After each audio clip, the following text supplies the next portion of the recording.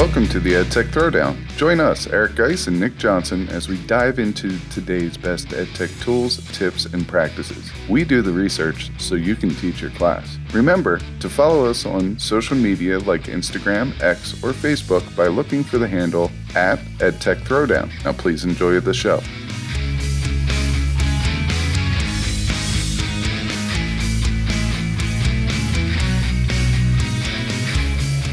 Welcome to the EdTech Throwdown. This is episode 158 called 6 Ways EdTech Can Save a Lesson. In this episode, we'll talk about 6 different EdTech tools that you can sprinkle into any lesson that might need some saving. This is another episode you don't want to miss. Check it out.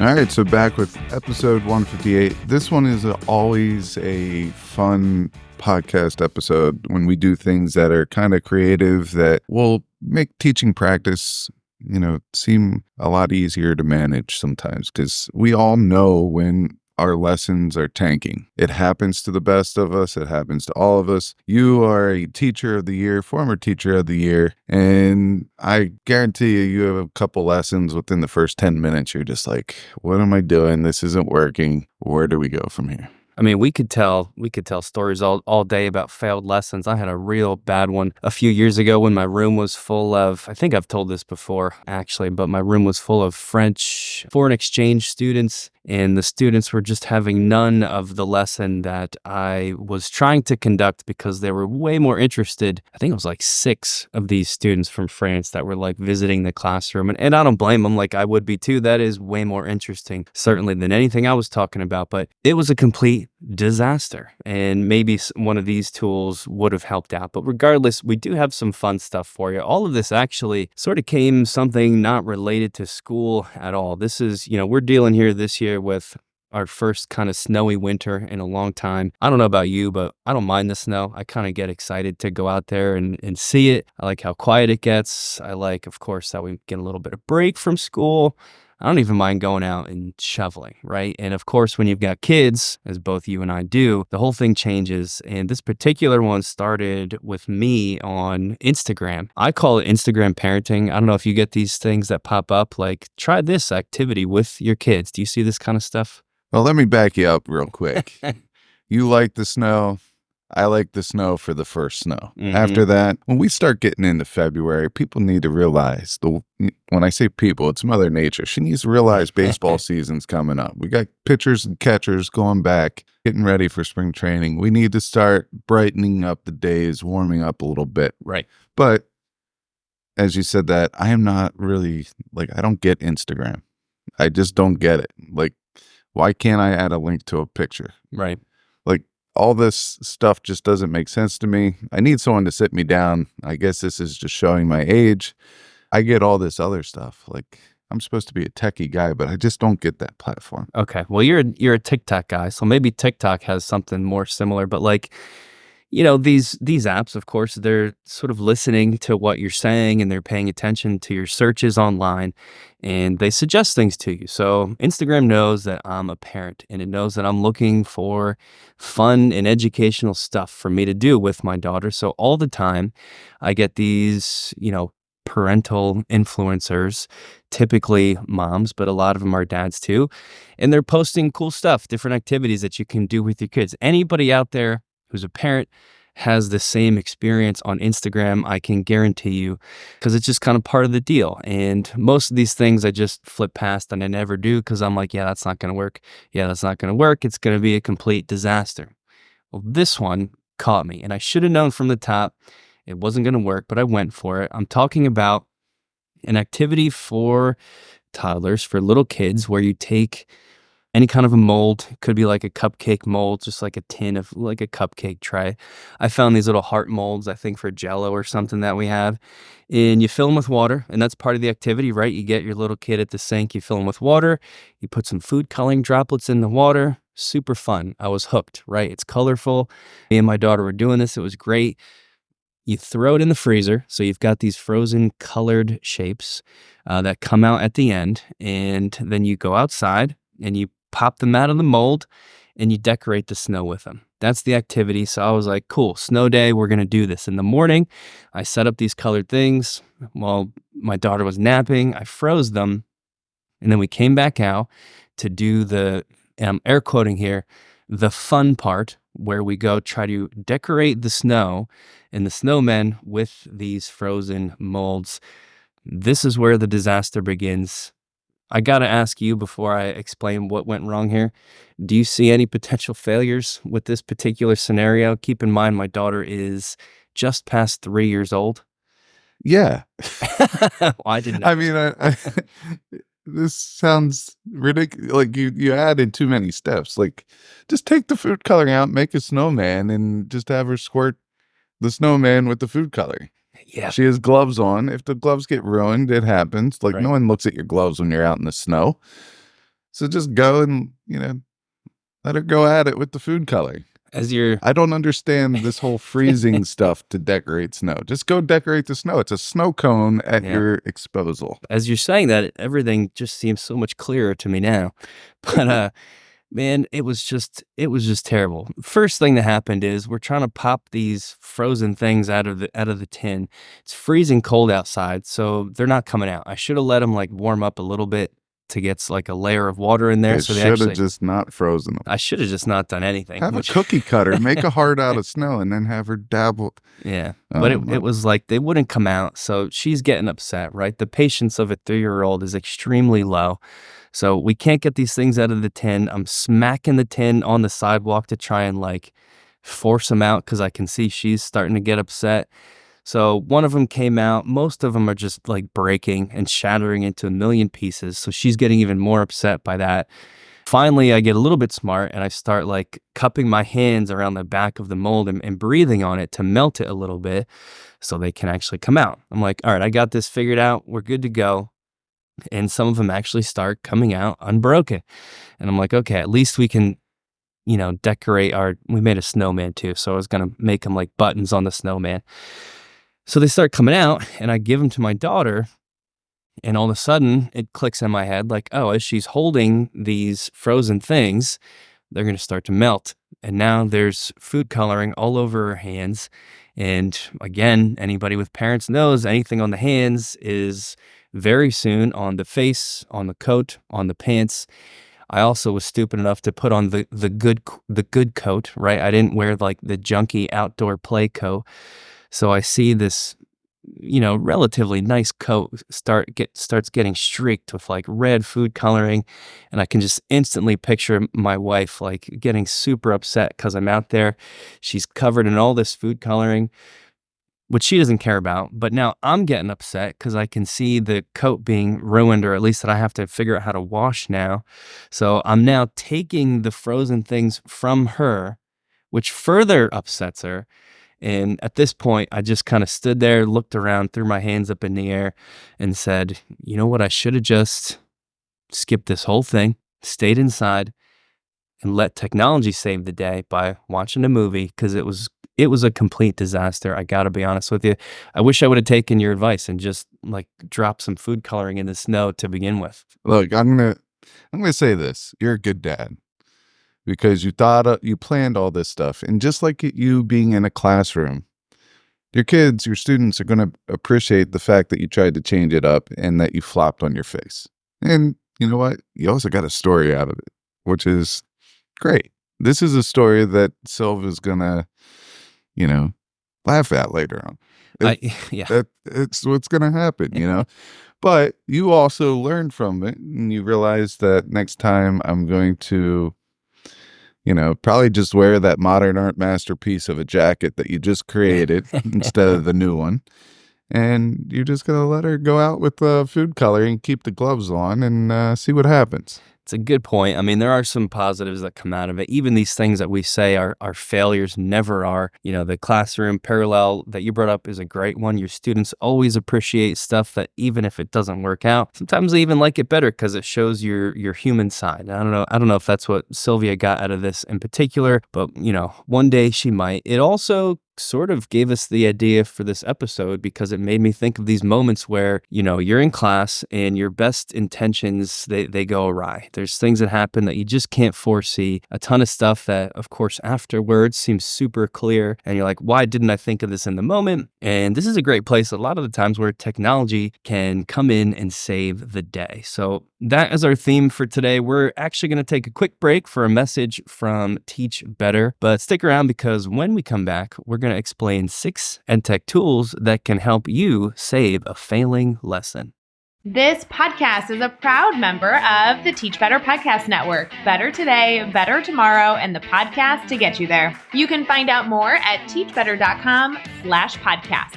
Now let's get back to the episode. All right, so we're back from that break. I hope everybody is excited to check out these, EdTech tools for saving a lesson. We're going to rattle off some of our updates first. Geis, do you want to take it away? Yeah, so we have the March 12th NJECC conference coming up. We have 2 different throwdowns there. We have the AI Edtech Throwdown, where we rattle off some of our favorite AI tools. And then we also have our regular EdTech tool throwdown, which we rattle off some of our EdTech tools that don't necessarily have AI in them. So we got those 2 things coming down. If you're in the tri-state area, make sure that you check that out. Check out the conference. It's one of our favorite conferences to go to. You got good people running the conference, and they just treat people right. I feel like when you go there, their number one goal is for educators to learn, and it's just a good vibe there. So go check that out. We have a couple blogs that came out. By the time this video airs, we'll have 2 different new videos that are up on our YouTube channel. One is on a tool that we're going to go over today, and the other one is on a podcasting tool that is good with your Chromebooks. It will work with your Chromebooks. It will allow you to record and edit right there. It's an amazing tool. It's a lot like Audacity, but it does work on the Chromebook. So go check out those 2 videos. All right, that's awesome. I'm excited for all of those things. Let's actually jump into some of these ways that EdTech can save a lesson. So we roughly grouped these, although, admittedly the tech tools here came first, and we just came up with the categories, if you want to call it that, afterwards. But we'll begin with the categories here anyway, because a great thing that tech can help with is warm-ups, introductions to a lesson.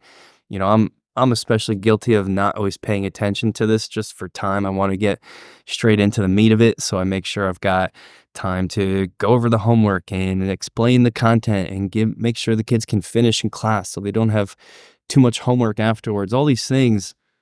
But a warm-up is huge. That preparation is huge. That hook is really important. And we found some cool stuff here. The first one to help with this is called AI snapshots. And AI snapshots, it's tough for me to actually describe what it is. I do know if you go to AI snapshots and sign up, they're going to want to collect your email and stuff. And I had to answer a pretty lengthy questionnaire to get access to this. But I can tell you, after a couple weeks of being in there, they do not spam you. They will ask you what you want to get emailed about. And if you just keep everything unchecked, these people are going to leave you alone. It's free. And when you sign up, you're going to gain access to a Google Doc that contains 180, yes, that's right, 180 different classroom warm-ups that are ready to go for you to use. They're all written out on slides, so you can literally just kind of use them as is in the Google slide form. You could copy paste them to your own slide deck. You can change them, do whatever you want, really. But these things are cool. They are all AI themed. So if you're looking for content specific stuff, you're not going to find it. So you have to really put this in the proper space. But this could fit in a lot of different spots. We've been talking recently at our school about trying to sort of teach kids, or at least get them talking about AI and tools like these chatbots, ChatGPT and so forth, and how to use them, what's appropriate, what's not, what might you get in trouble for one day when you're working or in college, and what won't you, how to find the AI policy of whatever school you're at or whoever you're working for to make sure you don't break that policy, because it's going to be different. And as we're recording this now in 2024, it's tough to even talk about because nobody knows what things are going to look like a bunch of years down the road, but just essentially getting students talking about this landscape. But the point is, on these slides, and they actually do group them by subject. So English teachers, you'll have a whole section devoted to you. Math teachers, same thing. But as you scroll through, there's just a ton of really engaging AI-themed warm-ups that might actually fit in with maybe a book you're reading in an English class or in a math class. Some of these actually involve math that in an AI theme might tie in with what you're talking about that day. What I like about it is that students want to talk about AI. They find it interesting. It's real time. It's happening now. They're all aware of it. They're all trying to figure out how to use it. Here's an example of one in that English realm. They call it timeout. So it's got a little thing to read. It says, streaming service Twitch has trouble with trolls. After getting banned, it's common for trolls to log in under a new account. Twitch's suspicious user detection AI compares aggressive chat users with chat behavior of banned users to try to identify these banned users who have multiple accounts. And then the question that's posed to the students is, who could benefit from this technology and who could be harmed by it? So this is what you want the students to think about. This is essentially a discussion question. It comes with some prompts that you can sort of help to guide the students. I'm not going to go through all of those, but there's like a second slide for each of these to sort of help them engage in that. So that's just like one example. Some of them, there's all kinds of different things in here. Yeah, I like that. And I like that prompt a lot because immediately I'm starting to think, well, how can this technology be used and who can it be used by? So I'm taking what I know about the world right now and I'm relating it to my personal experience. For all you T-Swifties out there, people could use this type of technology to stop having people get 36,000, Ticketmaster accounts and scooping up all the fair-priced T-Swift concert tickets. I'm not hating over here. Yes, I am. All right. So I could definitely see that for that type of purpose. I know when NFTs were a big thing, there are people getting multiple accounts so they can, have a better chance of winning a lottery for one of those NFTs and then selling it for, 15, 20, 30, 50 times the amount that they bought it for. So there are big real world, third world, or first world problems, I should say, that, this type of answer can apply to. So definitely, yeah, it's first world, not that. It's a Monday here. We're recording right before we're going to actually release this, but I'm going to get into mine unless you had anything else to add on yours. No, that wraps it up. Just head over to AI Snapshots, everybody, because this is an excellent resource to keep in your back pocket. All right, so he's talking about do nows or intro activities. I'm going to talk about activities in general, but these do work for do now, so that's why I think this website fits the category. My website is called ablconnect.harvard.edu. Yes, it's a Harvard-based site, and when you go there, what it will do is give you a whole bunch of different activity types. So all you have to do is click on an activity type, and there's several here, and it will give you an how-to guide to implement these activities into your classroom, and evidence on why that activity helps students learn. So it really gets you to think why you're doing it and how it's going to be beneficial. So some of the different types of activities are polling, think, pair, share, do now, quick write, discussions, jigsaws, concept maps, case studies, game simulations, corrections, so intentionally make mistakes to promote learning. Nick, I know you do this all the time, whether it's on purpose or just an act, I don't know. Role-playing, debating, sequences, research, speed dating. I mean, that sounds weird, but it works. I've done this in the classroom, multiple times. Field trips, labs, and lectures. Those are the categories. But when you go in there, it will give you some ideas, and then there's ways to expand them. I'll tell you one that I've done recently is I went over to concept maps. So basically what you do is you take different shapes. You start with an 8.5 by 11 piece of paper and you laminate it. So the students can write on it and it will wash off with the whiteboard, markers. And you plop that in the middle and you give the students a topic. And then you tell them there's no talking during this activity. But the goal is, based on the topic that the teacher prescribes, you're now coming up with the next level of things. These are the big ideas around that topic. And then once no one has any more of that, you go to a smaller shape and you start doing, on those like subtopics, you do the little categorized pieces of information of what the students think you need to know about that topic. It's good, like, for example, if I do a lesson on climate change and I put climate change in the middle and I was like, I want you guys to show what you know by coming up with subtopics of the big things that funnel into climate change and then giving me some supporting details underneath that. So maybe the first one is an 8.5 by 11 piece of paper with some magnets on the back. The next ones are half sheets of paper in rectangular form. And then after that, you start giving them different color Post-it notes. And when you're done, you take a picture of it, you share it out to everybody. But I got that idea from this website. I took something that they gave me and I kind of made it my own. This is an excellent website. I've not seen this before, but it's like a one-stop shop for, hey, you want to know how to be a teacher, and just immediately put a bunch of stuff in your toolkit of things that teachers do, even down to just like lecture. I mean, that's one of the categories. You click on it, it gives you a definition, gives you some examples, gives you a how-to guide, research that supports the value of that tool, and then just different stuff related to it. This is really, really powerful. And if you're looking for ways to spice things up and get ideas, boy, what an awesome spot to go. So I'm glad you brought that to the table today.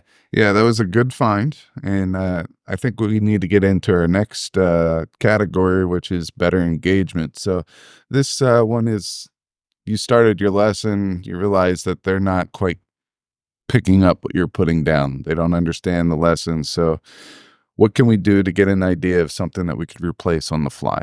Yeah, or you've got like I mentioned before, you've got a classroom full of French foreign exchange students that your students are way more interested in than trying to learn about acid-base titration. So you need something to really lock everybody in and promote that. So we've got a couple tools for you here. Hey, Nick. Yo. You know what time it is? Oh, boy. I had a feeling. Edtech Throwdown time.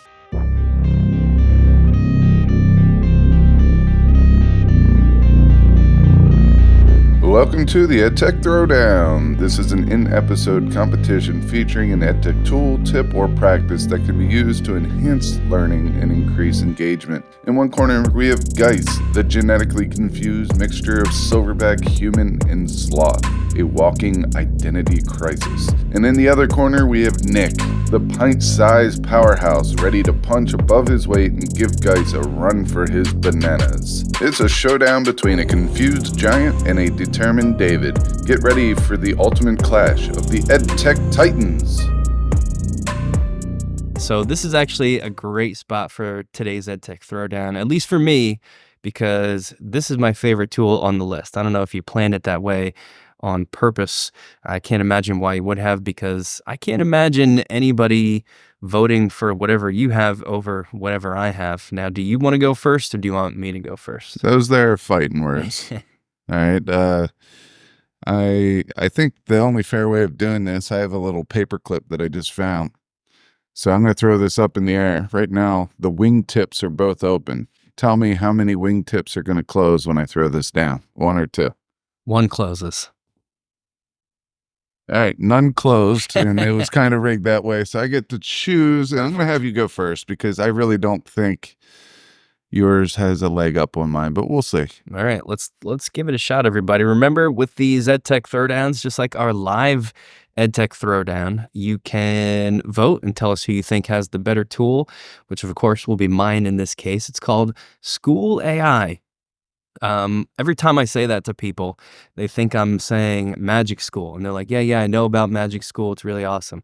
I don't mean magic school. I mean what I'm saying, school AI. School AI is really, it's got my attention right now because what it's going to allow you to do is create essentially like a customized chatbot that only is going to talk to your students about a specific thing. The good news is that you don't have to actually have any kind of technical ability whatsoever. You just go there, sort of give it some information about what the students are going to be talking about or are going to need help with, and then it gives you a link, and you share that link with your students. They go to a nice little page where they can then start typing and interacting with this chatbot. The example that I will give you is a classroom of kindergarten students.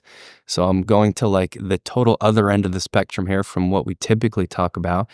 And these kindergarten students are starting a project. Let's just say a project on the chores that they do at home. And they have to sort of come up with some sort of a presentation on their chores at home. A chatbot can be created that can allow these students to talk to or type to and essentially hone and refine what their project is going to be. In other words, imagine student A goes and types, and this might be silly for kindergarten students, but that's actually the example that I was shown in a session where I was taught this. So you can sort of judge if that makes sense or not, but if it doesn't make sense, just raise that to like any older student. But a student goes there and says, the only chore I do at home is putting away the dishes from the dishwasher. I don't know what sort of project I can do.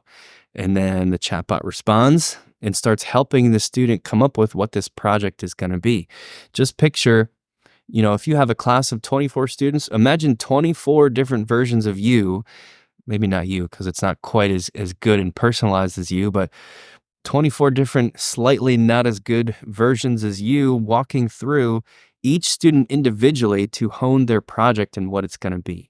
To me, that is almost like groundbreaking, right? Because each student is getting individual coaching on this project via the chatbot that I no longer have to do, or at least then I can just step in and help the students that really need it.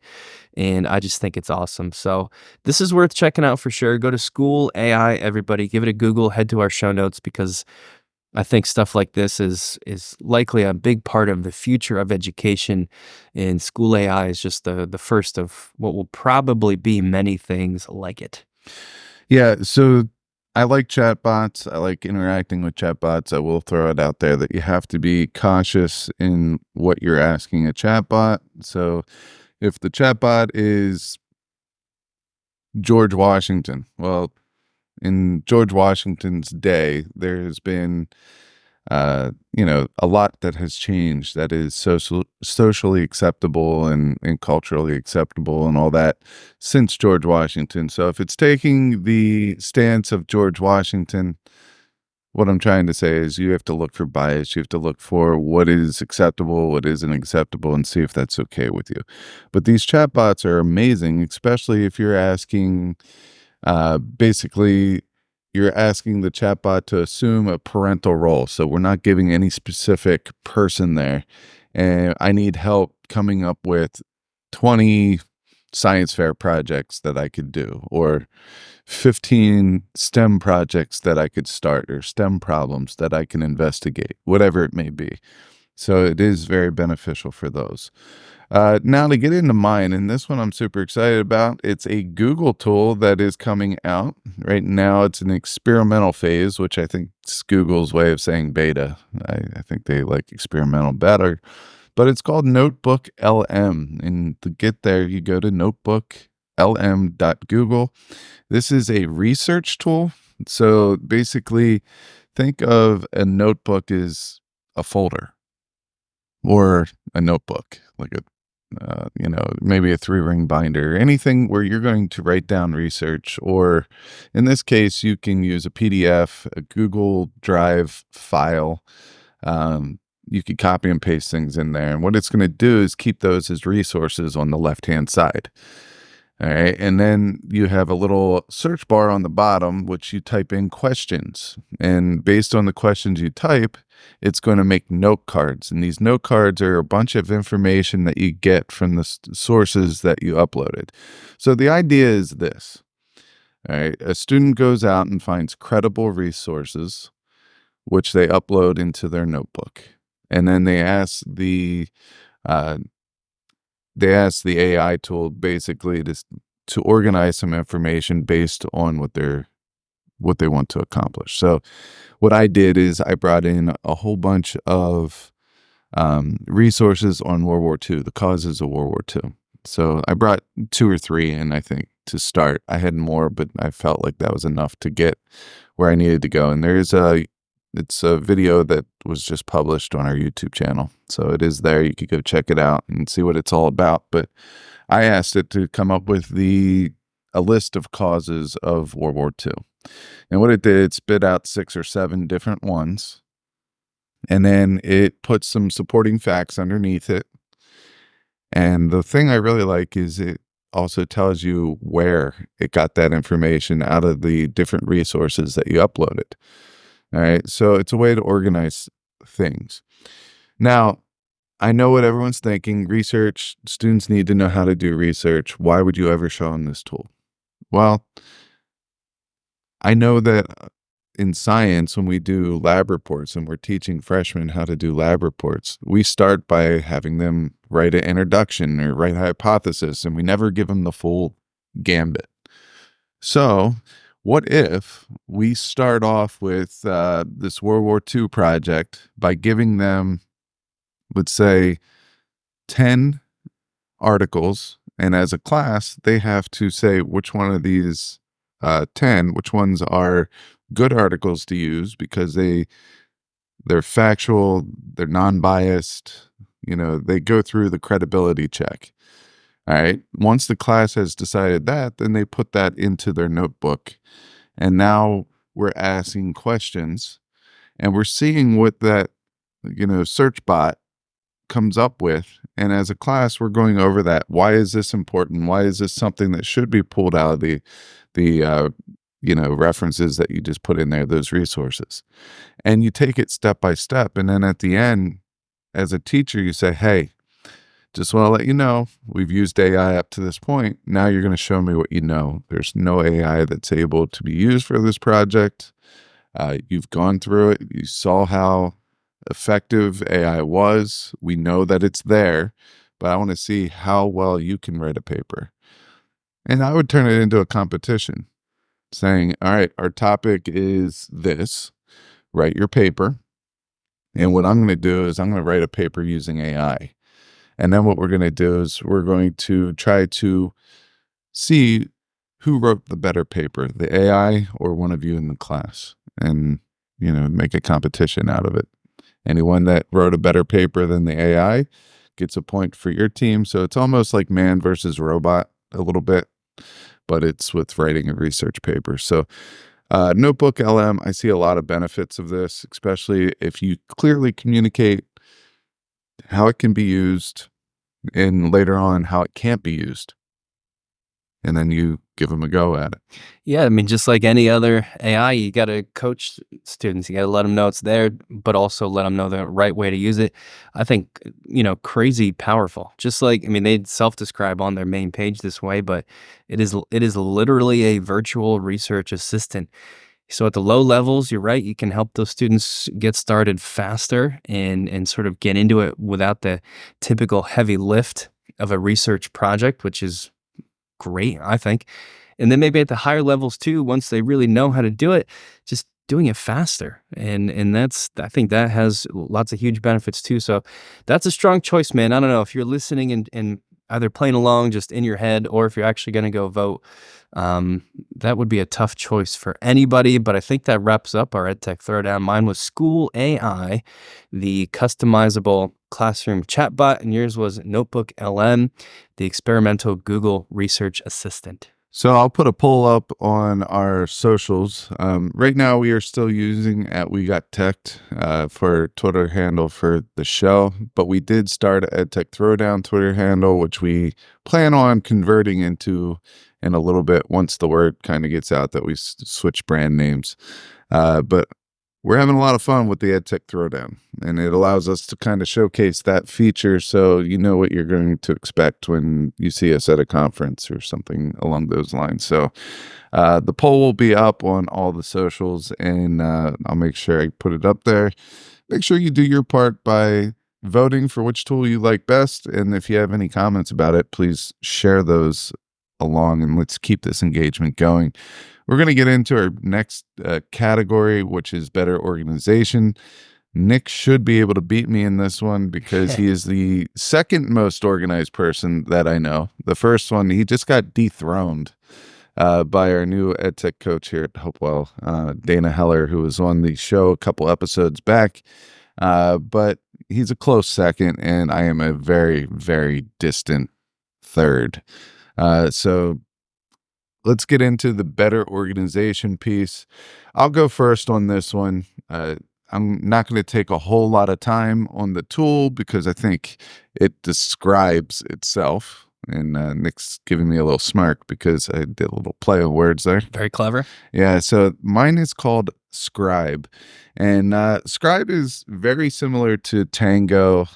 What are some other ones that make these step-by-step guides based on your clicks? Yeah, this is like an IORAD, right? IORAD, Tango. I will tell you this. They have a gallery in Scribe, and this is something I think is awesome. It's like a community type thing where you can add different guides, and they have them nicely organized. There's an education section in there, but I'm looking at, for example, how to filter by color in Google Sheets. So it gives you a how-to guide to do that. How to insert a lot of rows into Google Sheets. How to unfreeze columns in Google Sheets, and they give you step-by-step guides there. If you go down to the education part, this is like a how to sign into Kahoot. They also have life hacks here. So how to post images on Twitter. And I know a lot of these are simple, but for some of our clientele here, we need these simple things, and we need to give them a foundation before we teach them some more advanced things. So I really like all this community feel of Scribe. I will tell you that the pricing is for basic is free. It will work with any web app.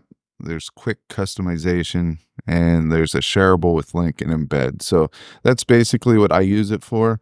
But if you wanted to go with Pro and export to HTML or edit and redact screenshots and get some branded guides and things like that, you would want to go with the Pro version, which is $23 for a personal per month or $12 for a team with a 5 seat minimum, so that would be $60 per month there. But I think what I would use it for, at least to start to try it out, is for the community feel of what was already created, and as well as the basic and free part of this, I think would be serviceable for me to get started. Yeah, I love Scribe and tools like it, and that's great for classroom organization. My selection here is something called Goblin Tools. Goblin Tools is just a neat thing. You can tell that it's just like in the background ChatGPT, but kind of guiding you to do a set of specific things. So in terms of classroom organization, because when you go to Goblin Tools, you'll see along the top, there's a lot of stuff that it does. The one I like for students is called Magic To Do. What this allows you to do is, maybe for students that might have trouble with organization or mapping out their thoughts, is you type in a task that has to be completed, and Magic To Do automatically breaks that down into the series of steps that anyone would have to do to complete that task. I did some tests with this, just with simple things like feed the cat. So when you type feed the cat and then let Magic Tools kind of break that down, it automatically comes up with the list of things you would need to do to feed the cat. This one's very simple, but it can do very complicated stuff as well. So it tells me obtain cat food, place cat food in a bowl, put the bowl in a designated feeding area for the cat, call the cat, monitor the cat while it eats. Done. And you can actually use this actively and check these things off as you do them. I tried a more complex thing like buy a house, and it told me how to buy a house. As crazy as that sounds, research housing market, set a budget, get pre-approved, find an agent, search for houses, visit houses, make an offer. Seems silly, maybe, but that means you're a person who probably doesn't need magic to do. For a lot of students, this might actually be the tool that they need to kind of stay on task eventually on their own without having to check in with you. So that's why I like it. If you're there just for kicks, there's lots of other cool stuff too that might be more helpful for you, like a formalizer where you can type in any sort of like an email you might eventually send, and you can ask Goblin Tools to rewrite it in different forms. So more polite, less snarky. So if you want to sort of respond to maybe, an email you didn't like and you want to respond with a certain level of snark, but then take it down a notch for the version you actually send, it's going to do that. You can tell it to do all kinds of things like make it more sociable, make it less emotional. So if you really want to let it fly and get all your feelings out there, then Goblin Tools will scale it back in a form that you can actually send. They have a judge tool that says, am I misreading the tone of this? So maybe you get an email from someone and you're like, what the heck is wrong with this person? Why would you say that to me? You can put it in here and Goblin Tools will give you its judgment on that and let you know what this person is actually saying. There's a time estimator where you give it a task and it lets you know how long it thinks it is going to take, along with tons of other stuff. I'm not going to go through all of them, but in terms of organization and people that need help with that, Goblin Tools is pretty awesome. So I would check that one out as well. Which brings us to our next category, which is on meaning. This is maybe the most powerful way that you can make a lesson less of a failure, and it's maybe the one I'm most excited to talk about. Yeah, I'm very excited that we did not make the last category, the Throwdown. Goblin Tools. Never heard of that one before, but I can't wait to go check that one out. It's pretty cool. This more meaning one pulls on the heartstrings a little bit. And I will tell you, when I taught bioethics, we always tried to adopt a local charity or organization and bring light to that organization. We would make PSAs. We would try to, the one year we actually got involved with an ALS group, and we were able to raise some money for a local ALS group. So what we're saying here is we're I don't know how to really explain this other than we're going to look to see how people live and what type of causes are out there and how we could be more supportive to those causes. Nick, I'm very excited about yours because I didn't know this was out there, and I think it's super interesting. Yeah, it's so cool. It's called Dollar Street, and it's this super visual photo display. It's like a photo journalism website that documents different families from around the world under different living conditions and income levels. So some of these people are living on $5 a month, and that's their whole income. Other people are living a more middle class income, and it puts them side by side in this photo documentary style just to show how they're living and what they do with that money. How this relates to your content is up to you. I mean, you mentioned bioethics is like an easy tie-in. If you teach any kind of a math class, there's that financial piece. To me, this transcends all of that, though, and is just a really cool thing that might be worth giving time to, just as an exploration of our world today and how it is. The fact that it's all photo documentation, like I said, makes it really visually interesting and really impactful because you can see these people, you can see these families, some much like your own, but maybe super, super different because they live in Chad, and they're trying to survive on a totally different, way of life than you. And you can look at that in the way that it can be extremely powerful. So it's tough to describe Dollar Street besides that, and besides saying just go there and check it out, scroll through. Really interesting. It could lend a lot of meaning to a lesson that needs some life support for sure. So I'm thinking with this, you could take a class and you could do a STEM research project on You this could, yeah. by saying, all right, I want you to investigate a couple different families on different income levels, come up with a problem that they might face Right. in their daily lives, and then come up with a solution to that problem and how you would go about doing it. Now, are they going to be able to solve that problem and implement it? Probably not. But they should be able to get something like, hey, this family doesn't have a clean source of water. I'm going to build this Right. or do this. And I think that would be very cool. The one that I came up with is called charitynavigator.org. And basically what it does is it allows you to search different charities, and based on that charity's public record and what they do, it gives them a rating. So if it's 100% rating, that probably means that they have a very good reputation and all the money collected goes to who it says it's going to. Now, some of the charities out there, yeah, they are giving to a certain charity, but there's a lot of overhead. Like there's an administrator to be paid. There's several employees to be paid. It's not just volunteer. So maybe only 25% of the money coming in actually goes to the organization. So they would get a lower score than someone that, where everything's volunteer and stuff like that. So you're able to find these different charitable organizations. This is the website that I would use with my bioethics class to get them to do a PSA on charities, kind of do their part by spreading the word on their charity of choice. Yep, important, because a lot of students don't know that charities are different and not created equal. Some are more effective in terms of where that money goes than others, and this is a powerful tool that everybody should know about. So I'm glad you shared that. Our next little section here is on video, just because it's a really excellent way to save a failing lesson, because video is great. Everybody loves watching little clips. Everybody loves watching movies. And of course, we all know you can bring that to your classroom.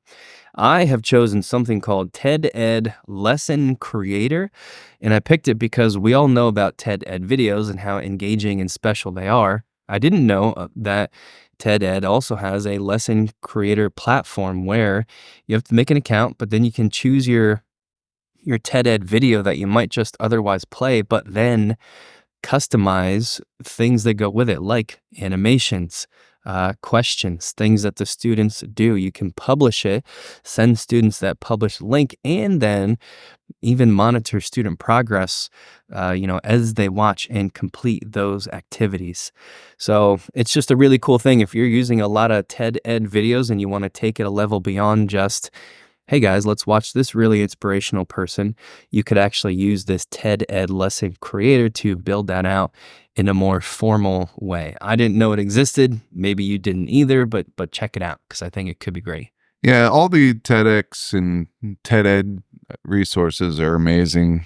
They're there for a reason. They're there because they work, Right. And they're successful. So I remember a science class that I was, I thought it was a good lesson until it actually happened. And I was just like, nope, not a good one. Let's pivot. And I remember it was on human impact. Okay. So basically we were looking at different ways that humans impact the world in both a positive and a negative space. All right. And what I did is I made a QR code for several different ways that the students would have to watch and deem as a positive thing or a negative thing. Now, a lot of times, the things that I chose had both. It just depends what lens you looked at it. Like you could look at fracking, for example, and it could say that it is negative. It affects drinking water and stuff like that. Or you could look at it as, hey, it brings in revenue for those people that own the land, blah, blah, blah, blah, blah. All right. But we could also look at it as, okay, it could be negative, it could be positive, how can we get it so it's going to help the landowners, but not, take away their drinking water? The students just weren't making the connections of the positive and negative. For each one, they were just seeing the blatantly obvious viewpoint of that. Right. Now, is that their fault, my fault? Yeah, it's probably no one's fault. It's just kind of what happened.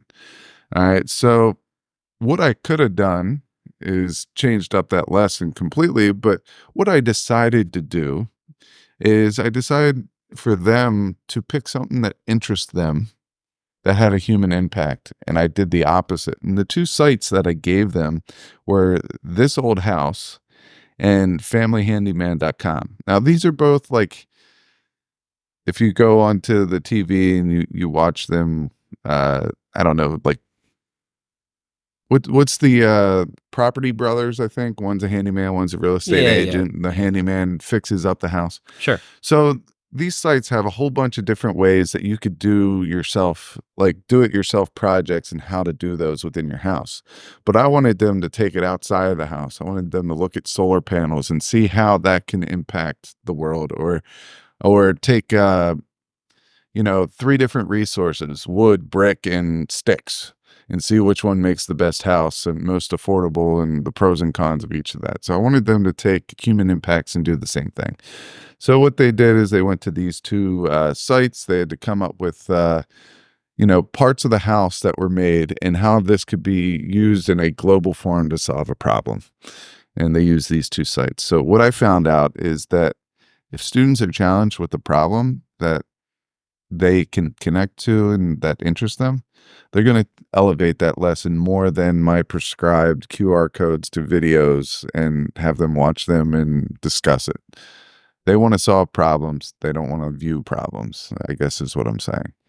Yeah, that's a great point. And again, you're talking about a really important thing, which is just working through the nuance of an issue. And it's maybe that's the most valuable thing we can do as a teacher. So I love it. And that's just a creative application of something seemingly unrelated, like the website for This Old House. So smart choice, man. Which brings us to our last one, which will probably be our fastest one. I just called it like fun because there's nothing to this, guys. But sometimes these little fun things is all you need to fix a lesson and maybe put it into a different space. There's a cool thing called Stickity, which I believe we've talked about before, but it's been a while. Stickity is nothing more than digital stickers for Google Docs and Slides. So you can envision a lot of the grading that we do these days might be looking at a Google Doc, making comments, maybe via Mote, maybe via ScreenPal, and add to that, maybe via Stickity, where you're bringing in digital stickers as a way to comment on that. Students love real stickers and they shouldn't go away, but students can love digital stickers too as like a fun way to get some feedback or just say good job or just honestly be silly with it and bring some joy to that moment. So that's an awesome one. I'm going to get into my last one. It's called Storybird. All right. So Storybird their focus is to make everyone a better or more effective writer. You go over to Storybird, basically they're saying step 1 is choose an illustration. Step 2 is write your story. Step 3 is publish a book. My idea is to use this as a class. It's promoting cross-curricular writing and things like that. But as a history teacher, you might show them a timeline and tell them to come up with the story of that timeline. Maybe it's just the different battles, and what they have to do is come up with a creative way that takes a reader through those different battles and the outcomes of those battles. So you could get creative and you could make it group work, where that whole timeline, you're breaking it up, all those events to everyone in the class, and then they have to come up with a logical progression. You can throw a graph up there. If you're in math class, throw a graph up there and tell everyone to tell the story of the graph. All right. There's no explanation. There's just the data, and the axes are labeled, and there's a title. Come up with the narrative of the graph. You could do that in science with like a process. For example, you give them the photosynthetic equation. They have to write about it, and they have to say what that equation shows. So that's Storybird. That's kind of how I would use it. There's other activities on this site that you could use, but I looked at it and I'm thinking how I can implement this into the classroom, whether it's using Storybird or kind of doing something on the side, but I think it impacts students the same way. I love the Storybird activities, so make sure you go check those out at storybird.com. So that wraps it up for this episode. Stick around to find out where you can subscribe and follow and just stay in touch with EdTech Throwdown. Thanks for listening.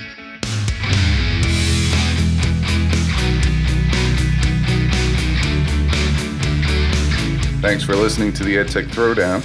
Do us a couple of favors. Subscribe to our podcast on any major podcast catcher such as Apple, Spotify, Amazon Podcasts, and Stitcher. Go over to YouTube, search the EdTech Throwdown, subscribe to the channel. You can connect with us on Twitter, Facebook, and Instagram. The show's handle is EdTech Throwdown. You can connect with Geis at GeisGotTech, Nick at NickGotTech. You can write us an Apple Podcast review. You can tell your friends about www.edtechthrowdown.com. And lastly, go over and check out our friends over at the Teach Better Podcast Network, a network that we are so proudly involved with. Until next time, remember, go try some EdTech because we will do the research so you can teach your class.